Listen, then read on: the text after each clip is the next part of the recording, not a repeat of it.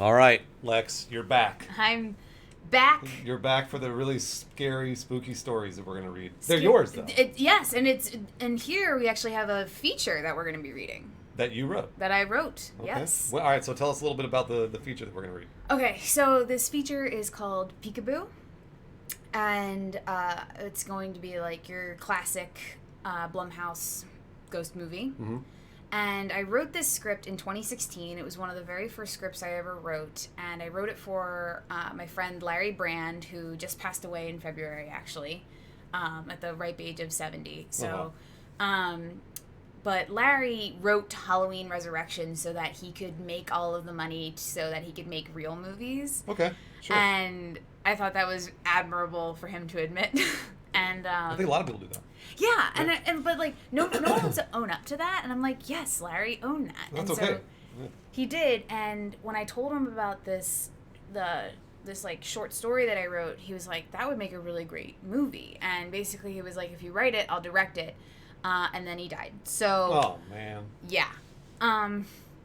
Although that's exactly the attitude that he would have about it. What do you mean? And then he died of it all. Yeah.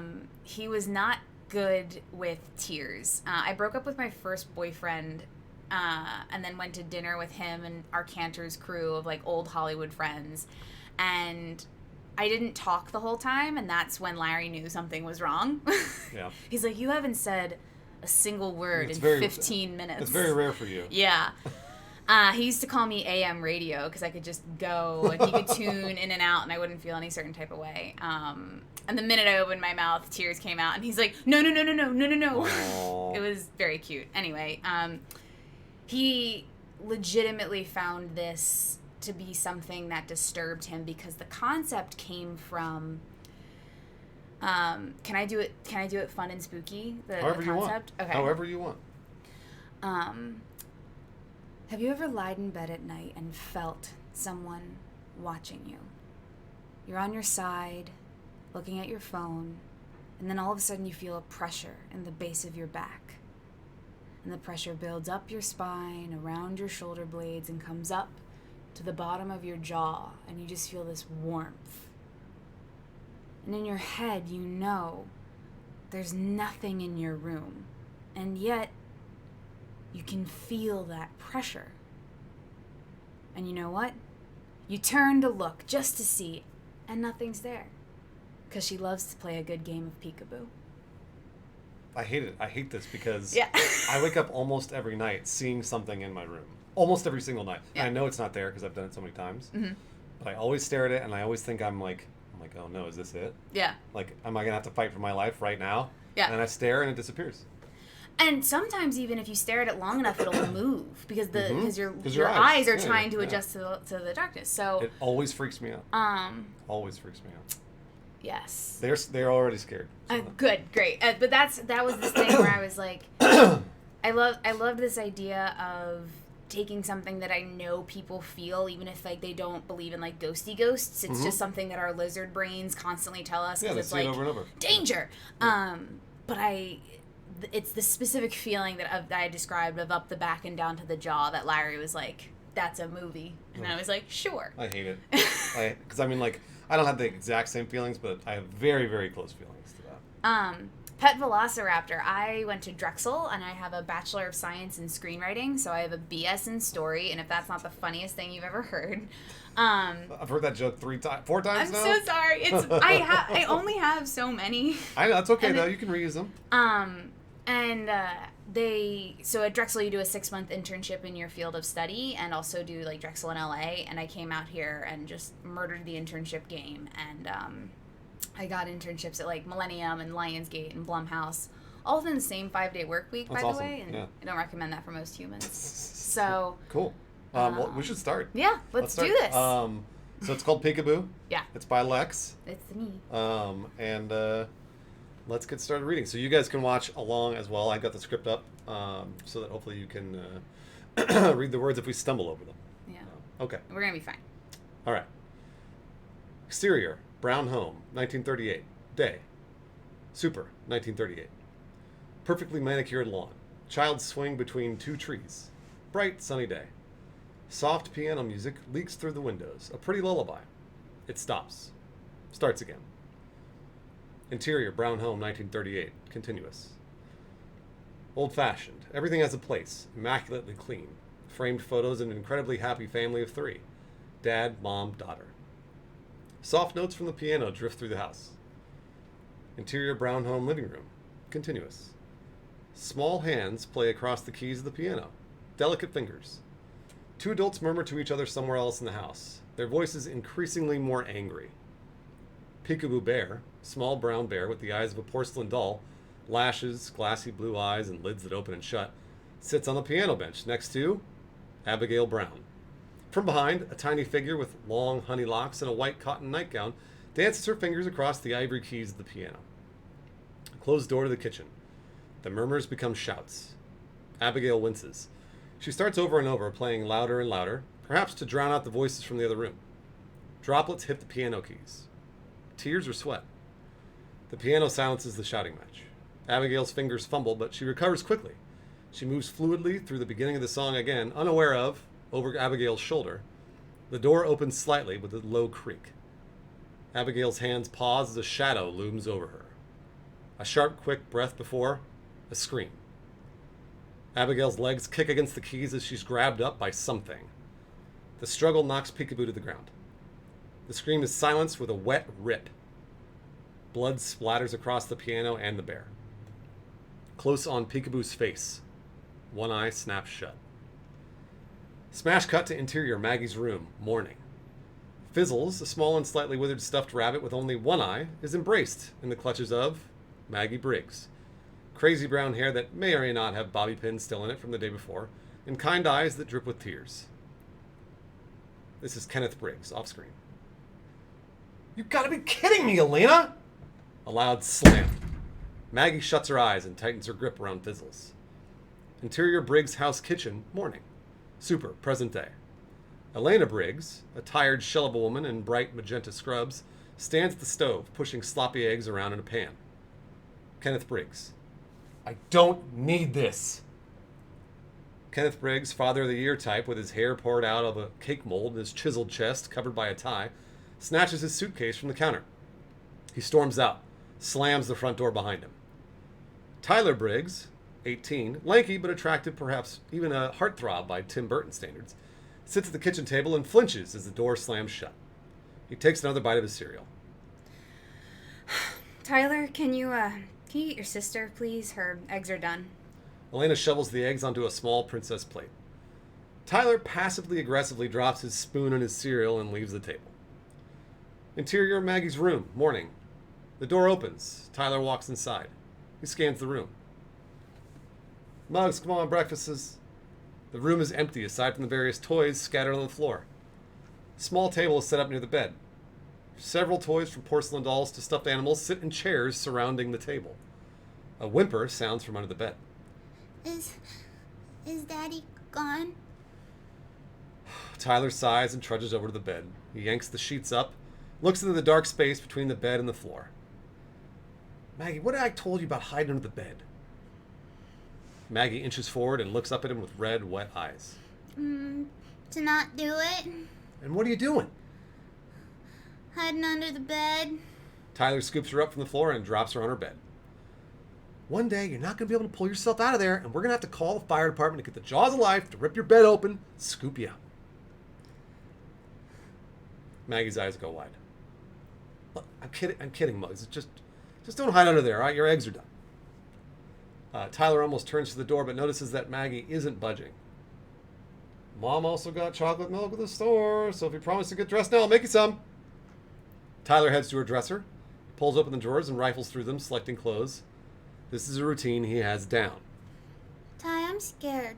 Tyler spins on his heels and holds an outfit for her. I've been dressing you for like 2 years. What do you have to be scared? No. Daddy. Tyler hands her clothes. Dad? Come on, you know he's all bitch, bark and no bite. Just don't tell Mom, all right? Maggie puts her finger to her lips. His secret's safe. Her smile fades. What if he never comes back? Remember when Dad left for like a whole week and Mom got stuck working every night? Uh-huh. Tyler picks a bobby pin out of Maggie's curls. Well, because of that week, I don't think I could eat pistachio ice cream ever again. But you make the best sundaes. Moral of the story is, they both came home, right? Alright, well, there's nothing to be worried about. Come on, get dressed. Your eggs are most definitely nasty at this point. Tyler stands up and leaves the room. Maggie pulls out another bobby pin from her hair. Interior, Briggs' house kitchen, the morning. Tyler rinses the dishes in the sink. Maggie plays with fizzles at the kitchen table. Elena stands by the front door, her cell phone to her ear. Tyler pauses and listens. That's fine, Sue. I'll pick it up. I don't mind the back-to-backs. See you tonight. Tyler slams the sink off. Elena strides into the kitchen as she pulls her hair back into a ponytail. Maggie, get your shoes on, please, honey. Maggie hops down from the table. Elena goes up to Tyler. She hands him a wad of cash, about $100. What's this for? Gas and pizza. I picked you up a case of Cedra if you and Gavin want to stay in and have a boys' night. And if you do open them, please promise me you'll stay in. Tyler smiles and pockets the cash. Elena kisses his forehead. Why go out and get gas when I got pizza and beer? Elena's eyes give her away. Wait. Is this a bribe? Elena shakes her head and reaches in the fridge for her lunch bag. No, it's really a thank you for all your help with your sister. I really appreciate that you're doing this. Did. Elena goes to the counter and grabs her keys. Did do this. Doing implies that I'm going to continue. Elena leans forward on the counter. Tyler, please. She glances back at him. He averts her gaze.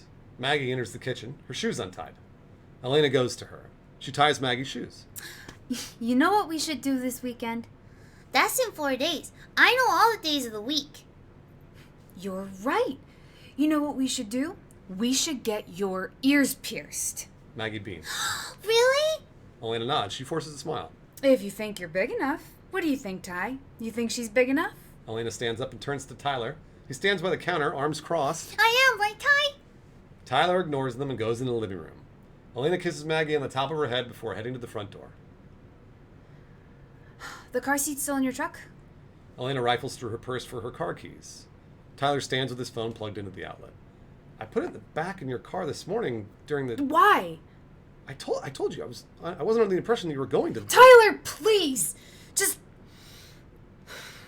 please cut me a break. Tyler slams his phone down on the table. I've cut all the brakes. I'm James Dean's car. No brakes. Take your money and your beard. Put it in the backseat with your daughter. Elena stares at him for a moment. She takes a deep breath and vibrates. She covers her mouth. I'm sorry. Tyler clenches his jaw. I'm not the one you should be apologizing to. Just put the seat in the garage when you leave. I'll strap it in before we go. Elena shuffles over to Tyler and yanks him in for a hug.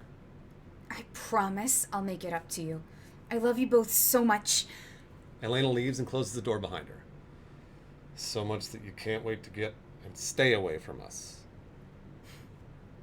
Interior, exterior, Tyler's car, morning. An older Ford Explorer with few dings and dents. Tyler straps Maggie into the car seat. The truck is pretty pristine for a high school senior's primary vehicle.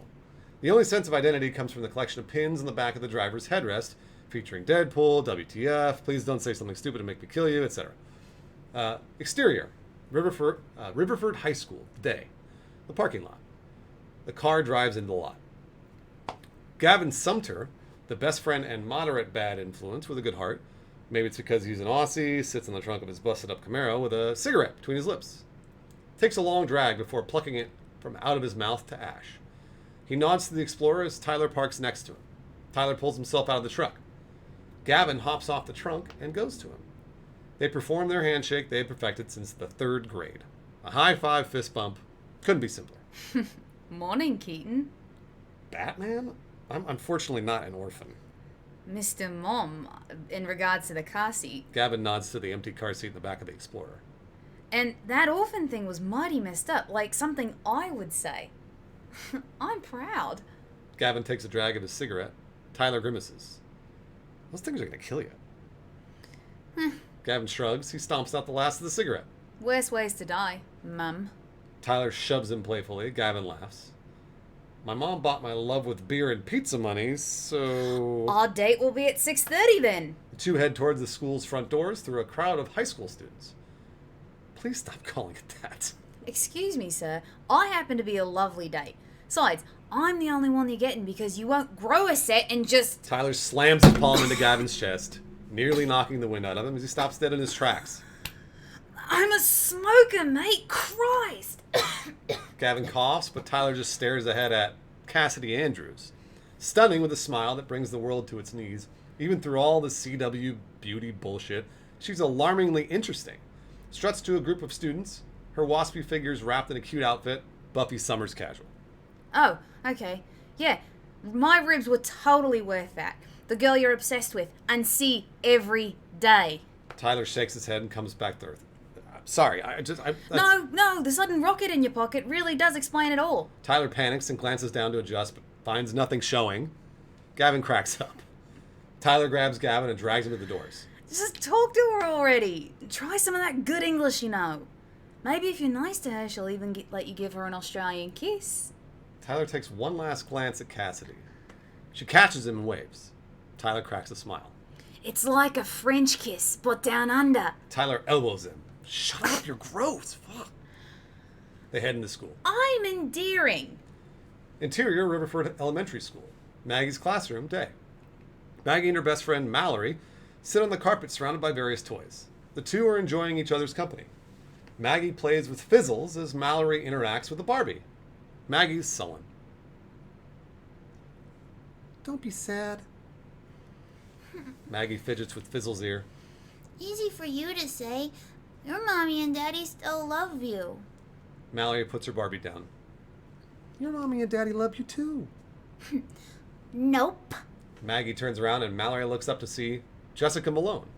Her blonde locks are flat ironed to her head, and the only 6-year-old outside of LA that wore more makeup than her white wine zombie mom who had done her up that way, stands in a pink jumper with a sneer smeared on her face.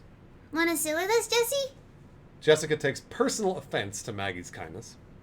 A few other students take notice of the interaction. Miss Exton, Christian Mingle, pretty brunette, sits at the desk, swipes through Tinder, not looking up at the class.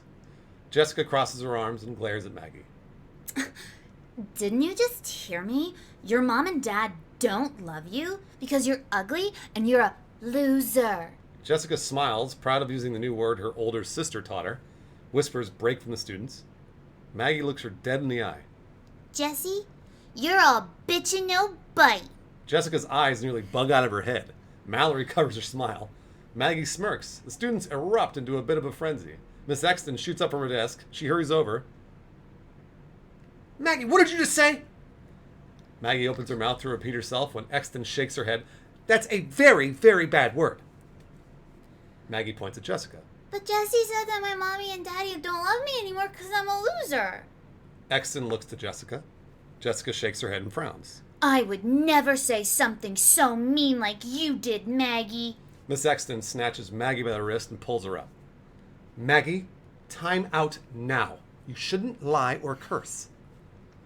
Miss Exton drags her to the corner to a timeout chair. Maggie accidentally abandons Fizzles on the ground. Jessica eyes Fizzles. She bends down and picks him up. She smirks at her newfound prize. Interior, dark room, day. Tyler dips the photo paper into the developer. He pokes it with the rubber tongs. The red glow of the dark room leaves eerie shadows throughout, but he considers them more company than creepy. The auto doors open up. Tyler puts the tongs down and hides. Who's coming in during lunch? Tyler, eyes adjusted to the dark, watches as Cassidy clumsily enters, holding her photo paper envelope close to her chest as she gropes the wall for guidance. She trips. Fuck a farm animal. Tyler chuckles. Cassidy squeaks and pauses at an enlarger. She looks around. Who's in here? Tyler comes out from the shadows. He waves at her. Cassidy puts her hand to her chest to calm herself. She smiles. Sorry, I didn't know anyone else was in here. Tyler shakes his head. No. I'm sorry. I do lunch almost every day in here. Oh? Don't you get hungry at all?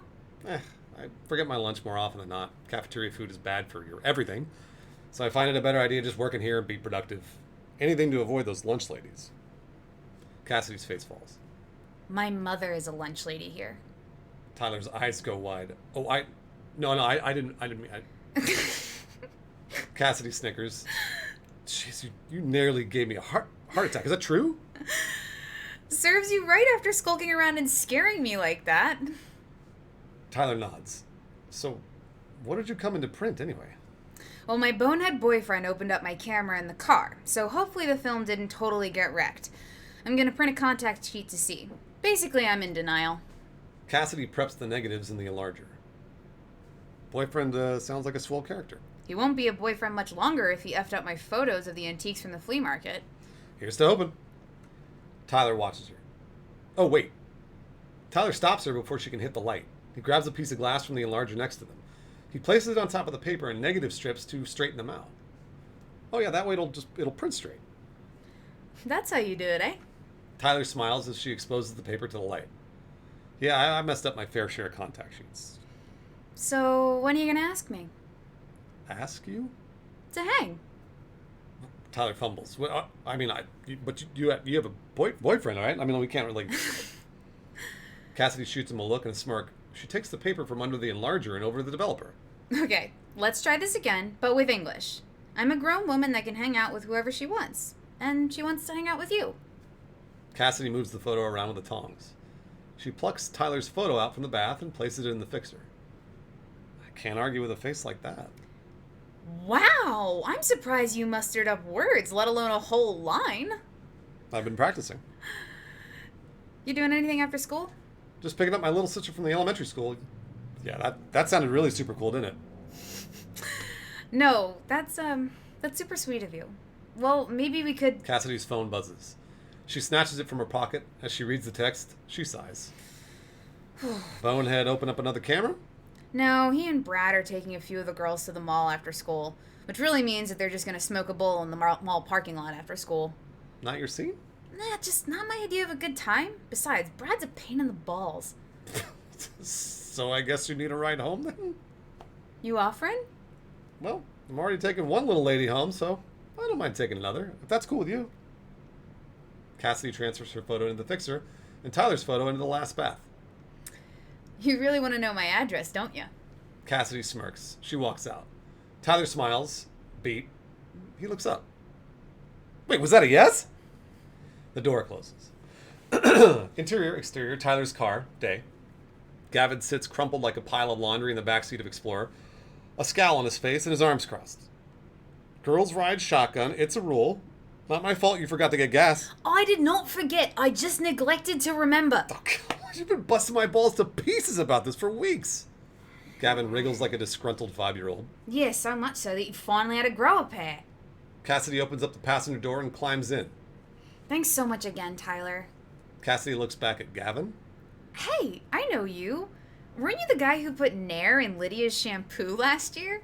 Gavin shrugs. I'm not confirming nor denying anything. However, if someone happened to do such a brilliant thing to such a soul-sucking maniacal skank, then he deserves a prize. She had it fucking coming. Oh, no, I'm not arguing that. I almost throttled her myself when she spread those nudes of Kate around. But I won't confirm nor deny. I said I hate her guts, and if she were on fire, I wouldn't spit to put it out. Gavin leans forward and grabs Tyler's shoulders. Tyler, marry this girl. Tyler grips the steering wheel harder and clears his throat. Gavin falls back.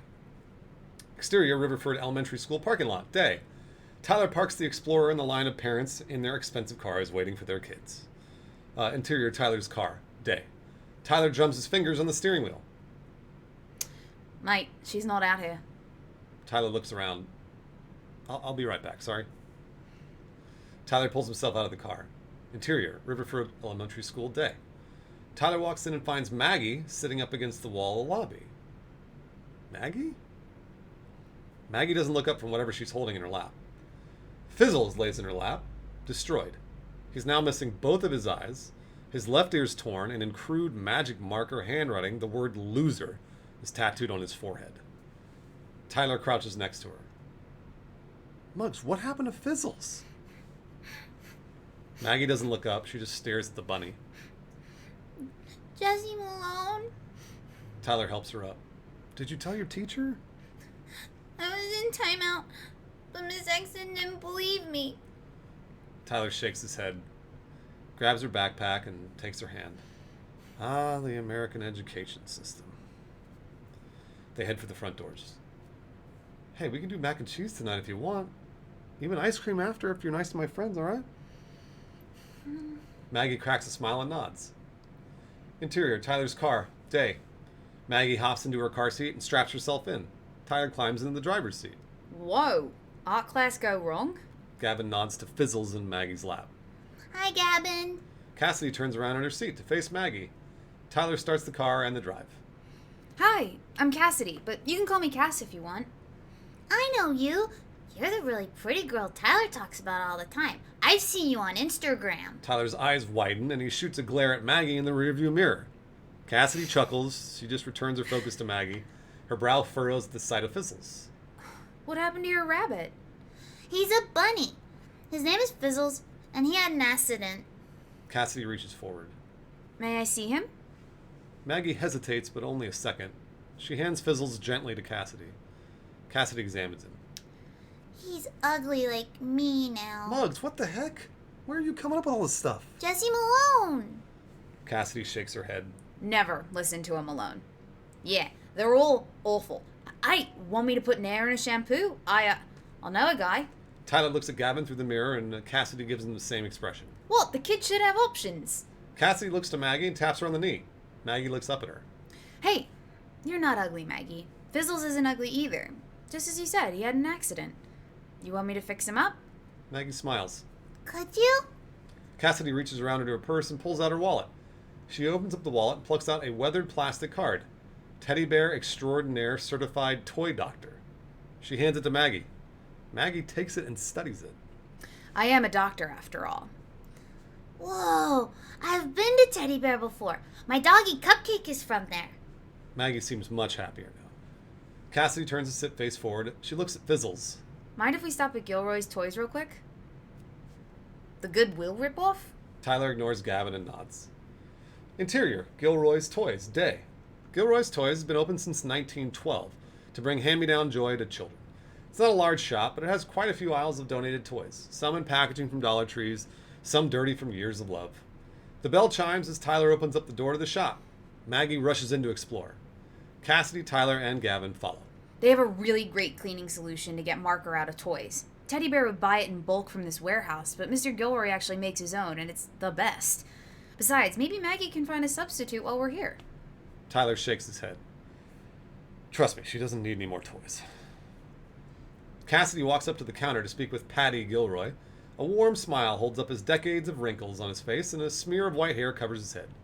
He wears silver-rimmed glasses and suspenders. Maggie darts around the aisles, giving minor glances to the Barbies, Jack-in-the-Boxes, stuffed goats, and dolls. She turns the corner and finds an aisle of just teddy bears of all shapes, sizes, colors, and textures. She scans the aisle, uninterested, but suddenly stops cold. She turns her body to the aisle and cocks her head to the side. Whispers, unintelligible but audible. Maggie's face brightens and she smiles. My name is Maggie. What's... Maggie listens. Oh, okay. Maggie covers her eyes. She peeks a bit and giggles before covering her eyes again. In the lobby, Gavin pulls Tyler to the side. Okay, so I texted my dad. He's going to scoot me from your place, and then we're going to go fix my car. I'll drive back over after for drinks, but that'll give you at least an hour of alone time with the doctor over there. Shut up, she has a boyfriend, dude. Yeah, an asshole boyfriend. Tyler, his name is Craig. His parents set him off for a life of douchebaggery and infidelity. Just give it some thought. Cassidy walks over with a brown paper bag. Talking about me? Tyler shakes his head. Yes, as a matter of fact. Tyler elbows him in the ribs. Gavin lets out a sigh. Tyler looks around for Maggie, but doesn't see her. Muggs? Maggie! Maggie's head pops up from the aisle. She looks to Tyler. She fumbles with something before emerging and walking over to them. Maggie clutches a small brown bear with the eyes of a porcelain doll. One eye is stuck closed. Peekaboo bear. Muggs, put that back. But we didn't get to finish our game of peekaboo. Cassidy shakes her head. Gilroy saw her playing in the aisles. He said anything she finds and that she likes, she can take. I'm his best customer. Tyler shrugs. Well, thanks. What's your bear's name? Tyler opens the door for them. Peekaboo. Maggie holds the bear tight. Interior, Briggs' house, day. Tyler waves goodbye to Gavin and shuts the door behind him. Maggie hurries up the stairs with her new friend. Tyler looks to Cassidy. Looks like you're stuck with just me. You sure you don't want me to take you home? I'm not ready to go home yet. We still have to do the hanging, remember? You nervous or something? You're funny. You're the only one that thinks so. Cassidy drops her purse on the coffee table and sits down on the couch in the living room. Tyler joins her. Impossible. Nothing's impossible. You've obviously never attempted to watch Kangaroo Jack all the way through. Oh? Tyler shakes his head. Cannot be done. You may have a point there, but yeah, you're the only one that laughs at my jokes. It's refreshing. Keep doing it. Cassidy lets her hair down and shakes it out. She runs her fingers through her scalp before pulling her hair back into a ponytail. You ever make mac and cheese before? How can you make it to 18 not making mac and cheese? Gavin can't even get past the boiling water part. Oh my god. Tyler smiles and stands up. He extends his hand to her and pulls her up. Interior, Maggie's room, night. Maggie sits at her tea table. She sips from the small plastic cup. She giggles, eyes on peekaboo. She glances at Maybelle, porcelain doll at the table next to her. That's Mabel. I got her when I was born. Maggie adjusts Mabel's hair. Her attention jerks back to peekaboo, as if in response. Want some more tea first? Maggie pours peekaboo some more imaginary tea. Interior, Briggs' house kitchen, continuous. A flame ignites underneath a pot of water. Cassidy dumps the noodles into the boiling water. Tyler stirs the noodles. Hey, can you grab a few plates out of the cabinet there for me? Tyler nods to a cabinet that he stirs. Cassidy goes and retrieves the plates. She sets the plates on the counter and scans the drawers. She picks one and opens up to find oven mitts and plastic bags. Silverware? Tyler nods to the drawer next to her. So close. Good guess. Cassidy opens the drawer and picks out forks and spoons. So, you start applying to colleges? Cassidy hops up on the counter. Yep, got into SCAD. How about you? SCAD? And I got into Temple. I want to be a journalist. Savannah College of Art and Design. While you have real dreams and aspirations, I plan on being a starving artist. I'm surprised you aren't going somewhere for photo.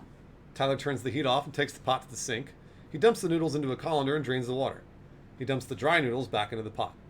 Yeah, I like photo, but I might be a photojournalist at some point. But I also like writing it. Lame. It's always been something I wasn't terrible at. Tyler dumps in the cheese powder and stirs. Cassidy jumps off the counter and walks over to him. May I ask you something kind of personal? I know we've been best pals for all of like 5 hours now.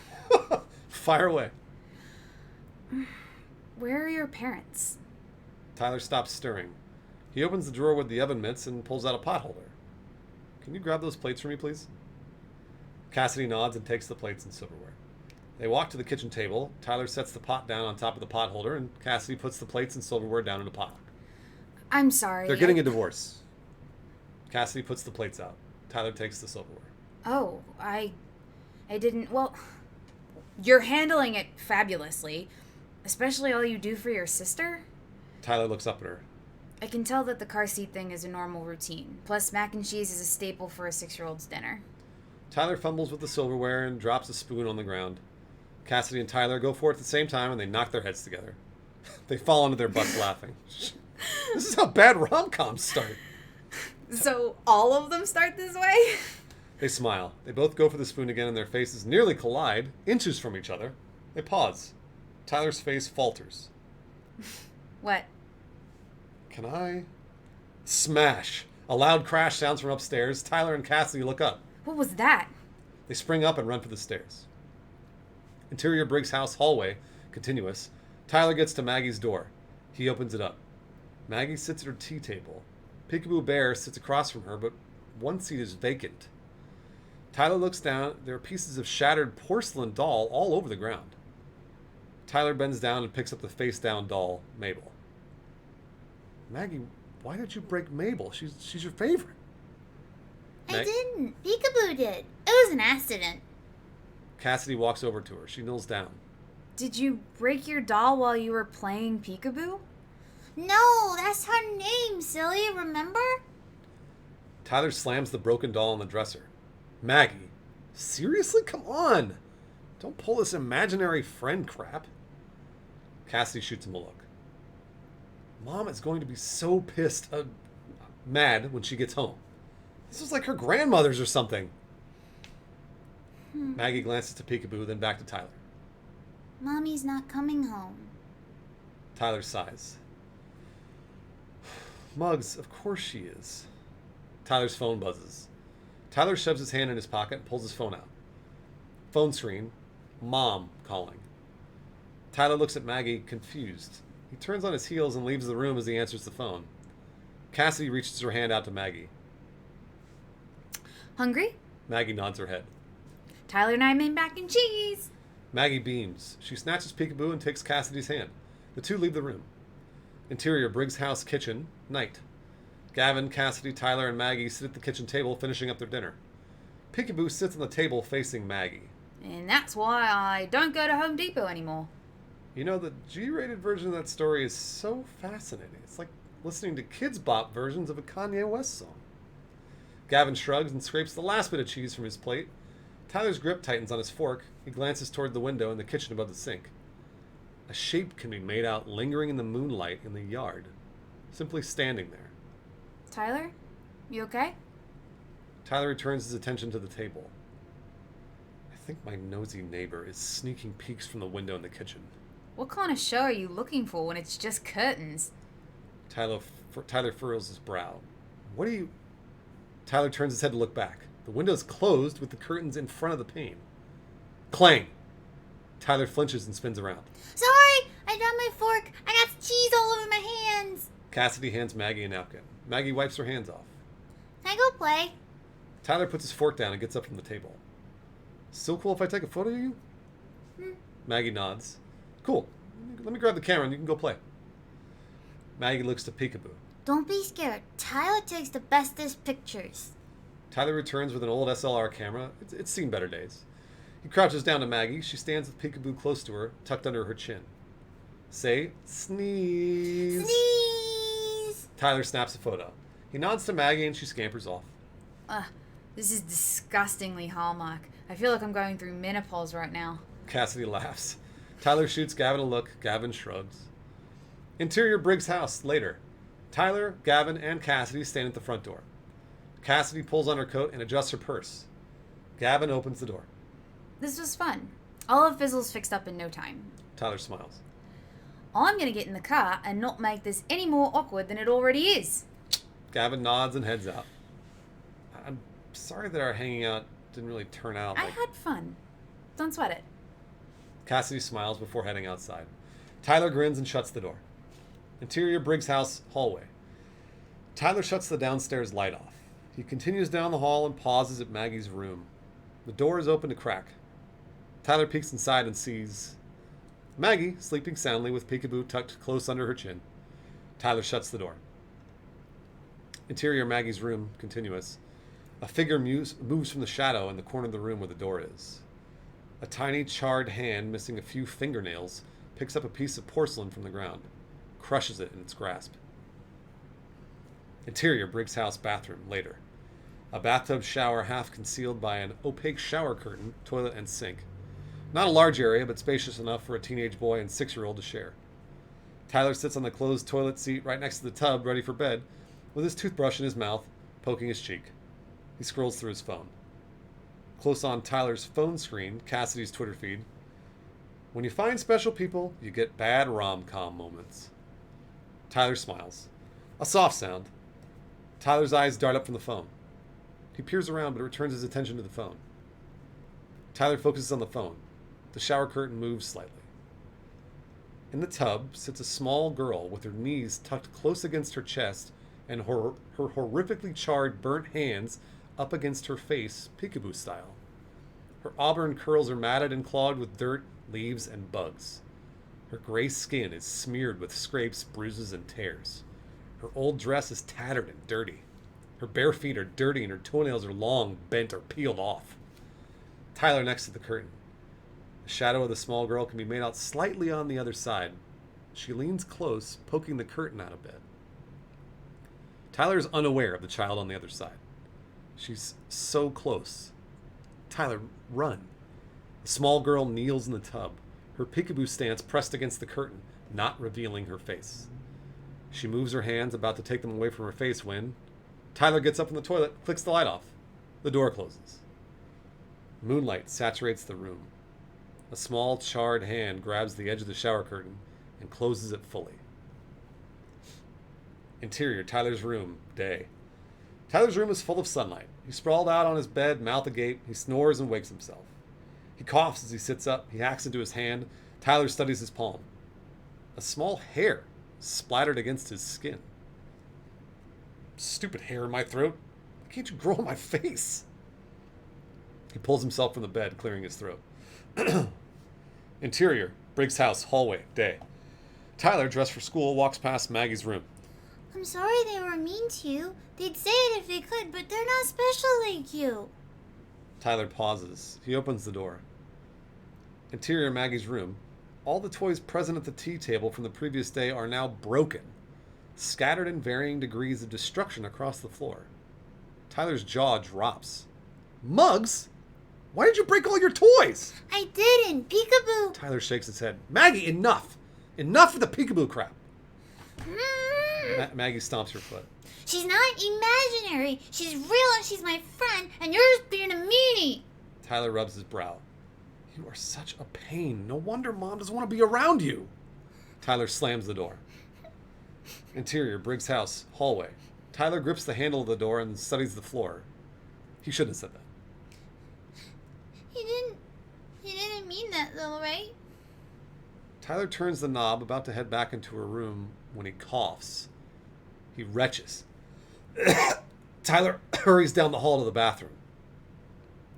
Interior, Briggs' house, bathroom. Tyler coughs and hacks into the sink. He runs the water and fills up a Dixie cup. He gargles the water and spits it out. A few more thin hairs fall into the sink. Tyler shuts the water off. He scrapes one of the hairs out and studies it. It's short, but a bit coarse to be a hair. He closes his eyes. Flashback. Interior, Tyler's room, night.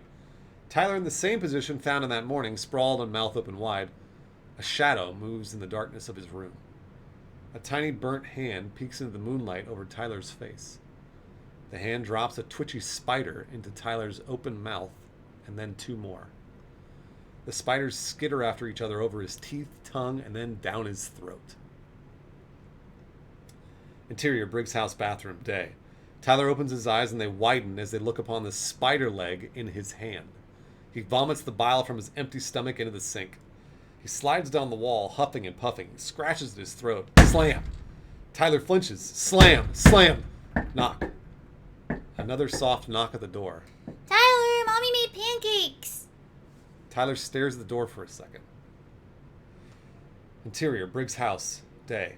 Elena is passed out on the couch in the living room with a throw blanket covering her. She doesn't stir as Tyler walks past her into the kitchen. Interior, Briggs' house, kitchen, day. Maggie sits at the kitchen table with Peekaboo Bear. She shovels a helping of pancakes into her mouth. Tyler goes to the counter. There's a plate with a few pancakes left on it. A note lays next to it. Sorry, love, Mom. Tyler reaches for a plate when, slam. Interior, Briggs' house. The front door swings open. Elena bolts up from the couch, grasps her chest. Kenneth stands by the front door. He closes it, calmly and quietly. He places his briefcase on the ground. Kenneth smirks at startled Elena. So sorry, sweetheart. Did I wake you? He directs his attention to Maggie at the table. He enters the kitchen. Kenneth snatches a pancake from the plate. Maggie, you have 3 minutes to get yourself in the car so we can get you to school. Now come on. Maggie looks to Tyler. She does not want to get in that car with Kenneth. She sheepishly takes another bite of pancakes. What is it with the women in this house ignoring me? Maggie, did you hear me? Kenneth's demeanor changes. Kevin Spacey-style calm sociopath to raging psycho in 1/8 of a second. He snatches Maggie's wrist, forcing the fork out of her hand. Let her go! Elena hurries into the kitchen. Maggie's eyes dart to Peekaboo. Maggie relaxes. Kenneth takes a deep breath. He releases Maggie's wrist. He takes the napkin from the table and gently wipes the syrup from her cheeks. So sorry, Peanut.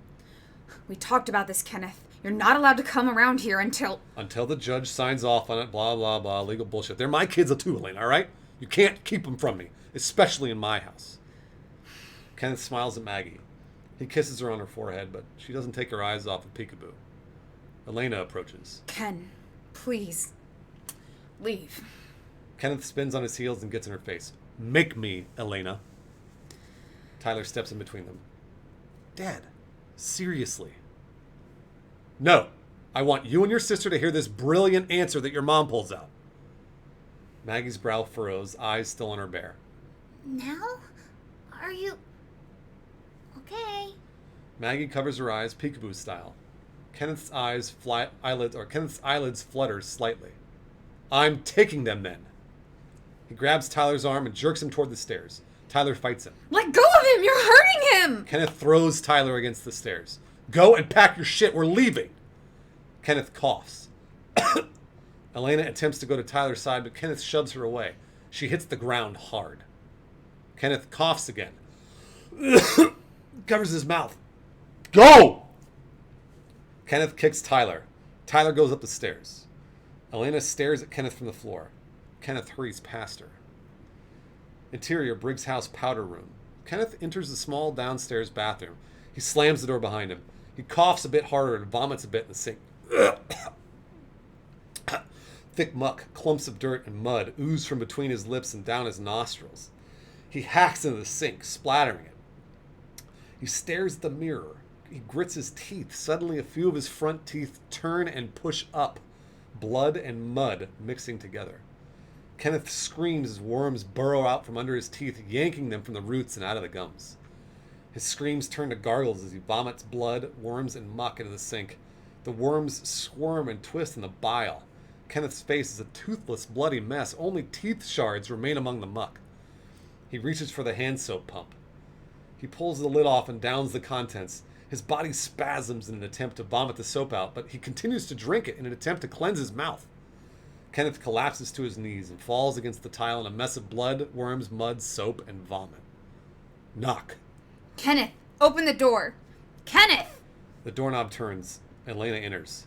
Oh my god! Elena rushes to him. Kenneth lies face down with a near-empty soap bottle in his clutches and a puddle of his own vomit and suds, but no worms, blood, or chaos can be found. Interior, Briggs' house kitchen. Maggie peeks through her hands at Peekaboo Bear. Interior, photo classroom. Day. Tyler's hands are in a dark bag as he gets the film out of the camera. Cassidy walks in. Tyler nods to her as she approaches. She smiles warmly and sits next to him. Thought I'd find you in here. Tyler shrugs. I'm a stalker's wet dream. Unpredictable and I hate change. Cassidy laughs. Her face turns somber. Gavin told me about your dad. That must have been horrible. I'm really sorry. He's going to be fine. I'm still conflicted as to whether or not I'm sorry about it, though. What do you mean? Tyler pulls a black canister out from the dark bag and places it on the table. He removes his hoodie and shows Cassidy the bruise that Kenneth left on his arm. Oh my god. I'd show you the bruises on my side from his love tap. I don't think it's appropriate for me to take my shirt off of you until at least our first date. We'll never have. Cassidy forces a smile. Tyler mimics her. You don't have to do that. Tyler shrugs. First time in my whole life he's ever laid a hand on me. I mean, my dad's been kind of rough, but never lifetime violent. He's never been so out of his mind. I mean, hell, he just drank a whole bottle of Bath and Body Works. Who does that? I'm sorry, you don't need this. Cassidy gingerly places her hand on Tyler's arm, careful of the bruise. You need this, though. I don't mind. What you said about your dad is a heck of a lot nicer than what Gavin had to say, though, let me tell you. Tyler chuckles. Gavin does have a special way with how he captures people with his words. Cassidy pulls Tyler in for a hug. Interior, Riverford Elementary School, Maggie's classroom. Day. Maggie sits by herself on the playmat with Peekaboo across from her. She has her hands over her eyes and a smile peeks through. Jessie glares at her from her seat. Maggie peels her hands away from her face and studies Peekaboo. She looks over her shoulder at Jessie. She returns her attention to the bear. That's Jessie. She can be mean. Sorry I couldn't meet Mallory. She's in Florida. She took an airplane and she's gonna go see Mickey and Minnie. Jessie walks to the mat. My mommy told me I had to be really nice to you today. Maggie turns to her. Why? Your dad. She said he'd rather drop dead than be with your mom. But she told me not to say that. Oops. Maggie's brow furrows. Jessie, that's not... Maggie glances down at Peekaboo. What? You gonna say another cuss? I'll tell. Maggie redirects her attention to Jessica. Jessica sneers.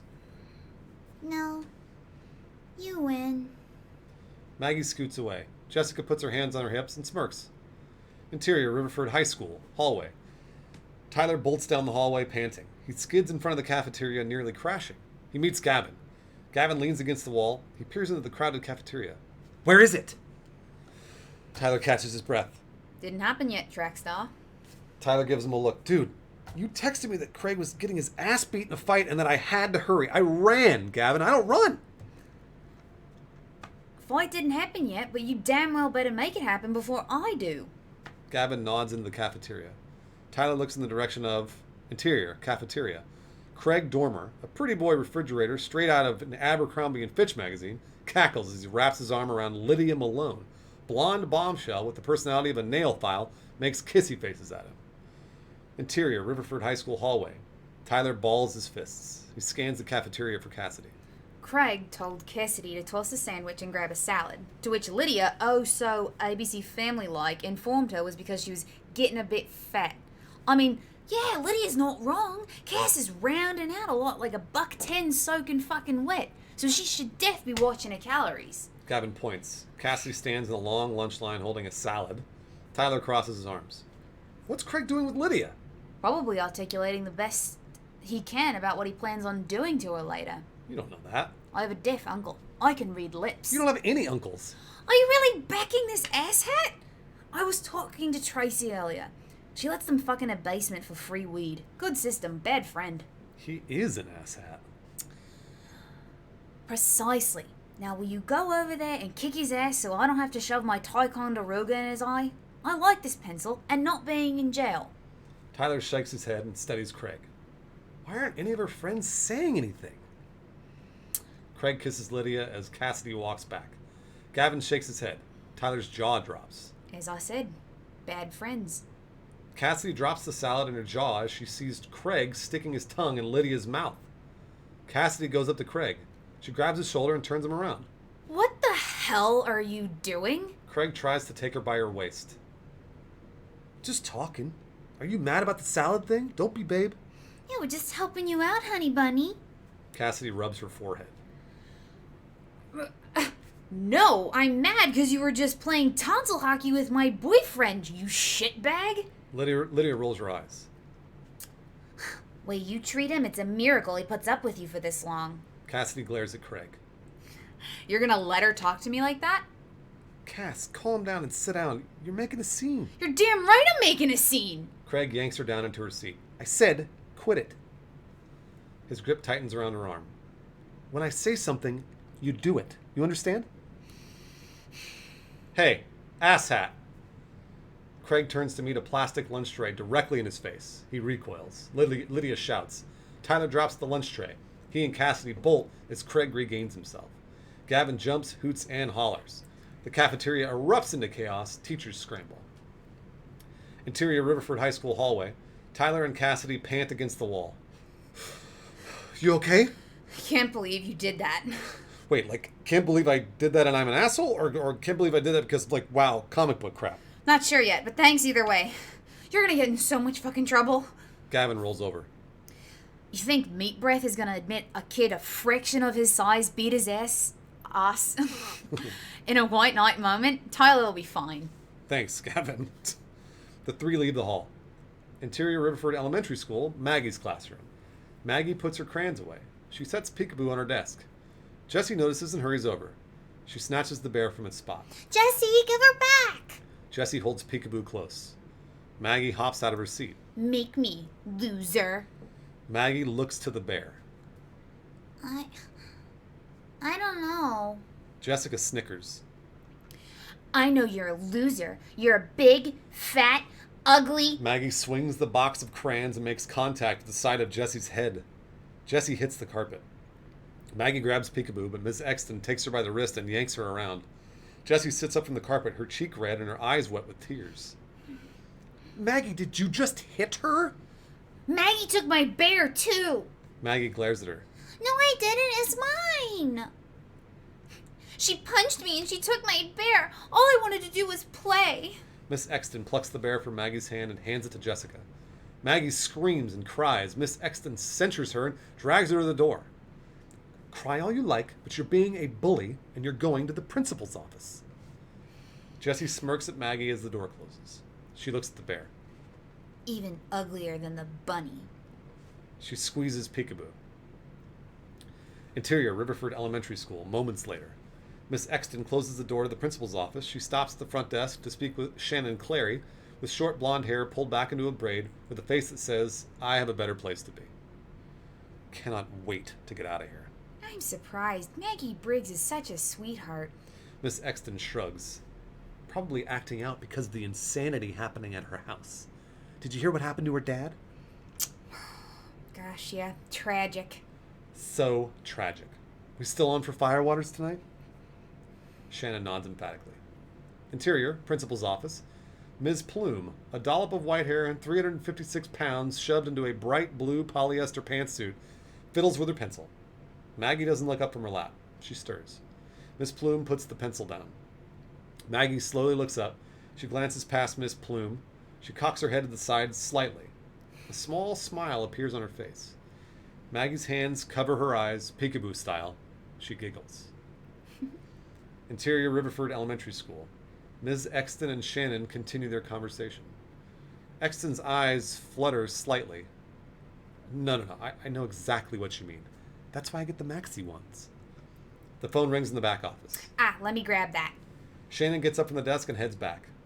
Miss Exton sighs. She studies her chipped fingernail polish. She picks at her left index fingernail with her right thumbnail, scraping the polish off. The scraping gets a bit intense. She manages to slip her thumbnail under the index fingernail. Exton jams it in further. She draws blood as she peels the nail back. She grabs hold of it and tugs, yanking it away from the cuticle. Shannon walks back. Her eyes widen. What are you doing? Shannon finds Exton peeling away her third fingernail using her index fingernail as a pick.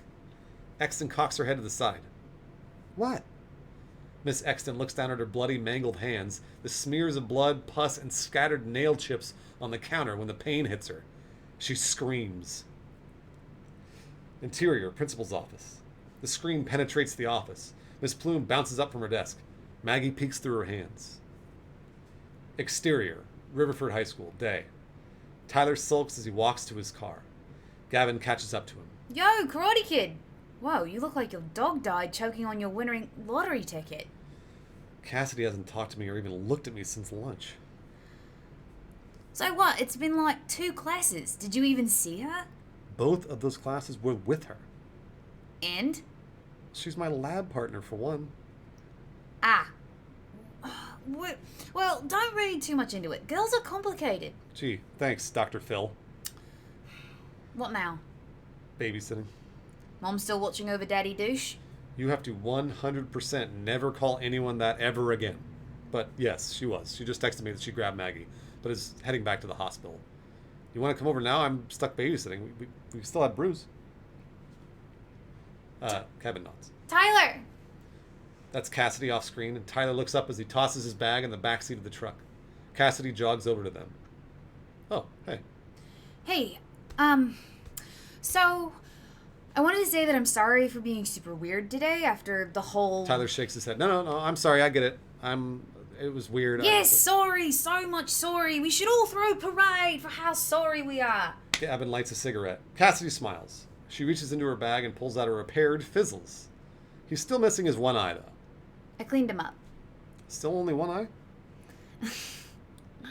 The stitching suggested the one eye had been gone for a long time. I assumed it was on purpose. Tyler smiles and nods. Our old dog got a hold of him and took the eye. So my mom and I taught Maggie how to wink. Think Maggie will like it? Only one way to find out. You want to give him to her yourself? Cassidy smiles. Gavin takes a long drag of his cigarette. He flicks it away.